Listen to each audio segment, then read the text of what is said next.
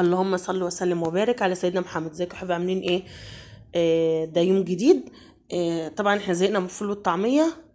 اليوم اللي جوزي بيبقى قاعد فيه وزميله قاعد فيه بنفطر سوا. فالزميل جوزي قال لنا ايه، هجيب لكم رنجه ونفطر سوا. انا زهقت منه، ما يعملهاش في بيته ليه مش عارفه. يلا المهم قولوا ما يجيش عندي تاني. انا بسيح الرنجه ازاي؟ بحط صينيه وبحط حبه زيت عشان ما بهدلش البوتاجاز وتبقاش الشقه كلها ريحتها رنجه، وبحطها بسيحها من ناحية شوية ومن ناحية شوية. ادي مرات زميله، هي برضو زهقت من جوزها بصراحة، يعني احنا كلنا زهقنا منه.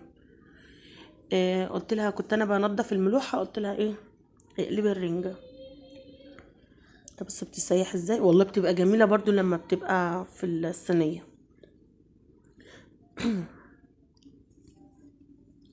بصوا كانت سخنة، مكنتش عارفة انضفها، معلش انا اسفة على المنظر، بس هي الرنجة بتتنضفش الا كده.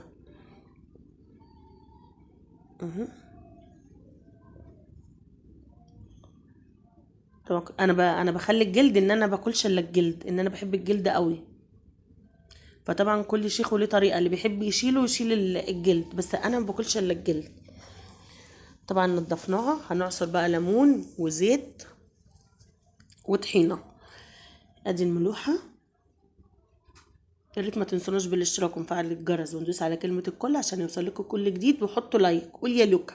احط لايك وتزوجني. اي ما تزعلوهاش، احمد جوزي لازم ياكل عليها شطه. بص انا حاطه كتير ازاي، واحنا قاعدين بناكل جاب البرطمان والله وحط تاني. انا عيالي وجوزي فظاع فظاع في الشطه بجد يعني.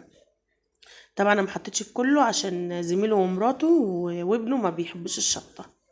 بصوا الطحينه اللي انا قلت لكم عليها، بصوا فاتحه ازاي عشان معموله من العيش وريحتها والله عيش.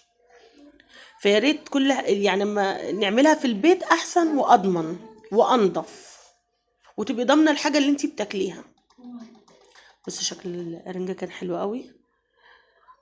يا ريت تتفضلوا معانا. طبعا انا ما لحقتش عشان هم فاجئونا اللي هم هيجيبوا رنجه وجايين، فانا ما لحقتش اعمل بطاطس. قطعت طماطم وحطيت عليها كمون وشويه ملح وليمون، وقطعنا خيار.